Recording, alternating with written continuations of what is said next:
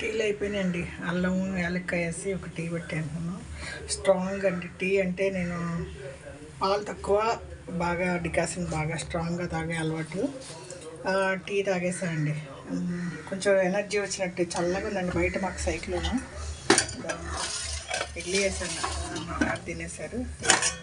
బీరకాయ, టమాటా, పచ్చిమిరపకాయ, తర్వాత వచ్చి కొత్తిమీర కొంచెం వేసానండి. ఇది వచ్చి ఫుల్ కొత్తిమీర, పచ్చిమిరపకాయ, కొబ్బరి, చింతపండు, ఎల్లిపాయ, జీలకర్ర పచ్చడి. టిఫిన్ అయిపోయిందండి. కొంచెం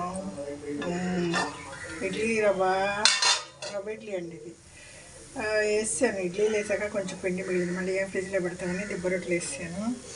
అండ్ బాగుంటుందండి ఇడ్లీ రవ్వతో మనం ఇలా వేసుకుంటే బాగుంటుందండి. క్రిస్పీ కొడితే కొంచెం నూనె ఎక్కువ వేయాలి, అలా ఉంటుంది.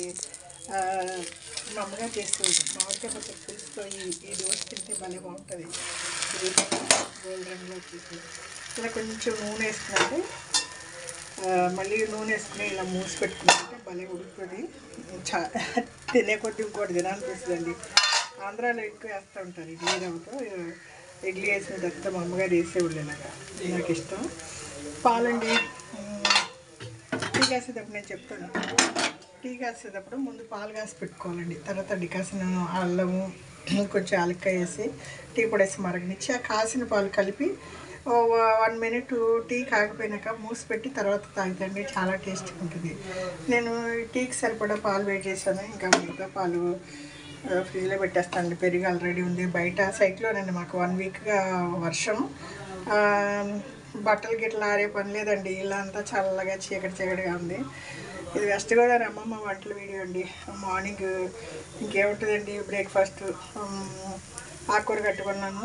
తర్వాత మాకు అన్నిటికన్నా పొద్దుట ఏమి ఉండాలి, రాత్రి ఏమి ఉండాలి ఏం లేదండి. ఇంటి ముందుకు అన్ని కూరగాయలు వచ్చేస్తాయి. ఏం చేస్తాను, ఆకుకూర కట్టుకున్నాను. పిచ్చి పిచ్చి ఆకులన్నీ కట్ చేసి శుభ్రంగా నీళ్ళలో నానబెట్టండి. దీని మీద మందులు లేదైనా మట్టి మురికి అలాంటివి ఉంటాయండి. 10 నిమిషాలు నానబెట్టి 10 సార్లు జాడిస్తా, తర్వాత కట్ చేస్తా. చాలామంది ముందు కట్ చేసి నీళ్ళు వేస్తారు, తప్పండి. ఇలా 10 నిమిషాలు నీళ్ళలో బాగా ఊరనిచ్చి ఆ మురికి నీళ్ళన్నీ మార్చి ఆ తర్వాత వడకట్టి చక్కగా రూట్స్ అన్నీ చక్కగా చూసేసి ముందు అప్పుడు కడుక్కుంటే బాగుంటుంది. లేకపోతే మట్టిగా ఉంటుంది.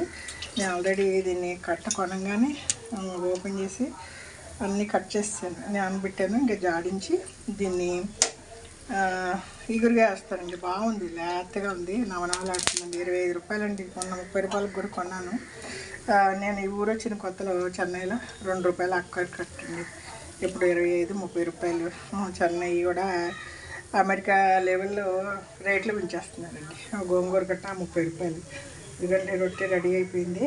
మామిడికాయ పచ్చడి పులుసేసుకుని ఏదో నేతి బీరకాయ పచ్చడి, కొత్తిమీర పచ్చడి అండి. ఇవాళ బ్రేక్ఫాస్ట్ అయిపోయిందంటే మన రొటీన్ లైఫ్ అండి. మధ్యాహ్నం వంటకి వెళ్ళిపోవాలి. వేపుడికైతే కొన్నాను, పులుసుకి ఇంకా ఏం రాలేదు. వేరే కూరగాయలు వస్తే పులుసు పెడతాయి. ఇది వెస్ట్ గోదావరి అమ్మమ్మ వంటల వీడియో అండి. ఆకుకూర కొంటే చక్కగా క్లీన్ చేసి నానబెట్టి కడుక్కొని కోసుకోండి.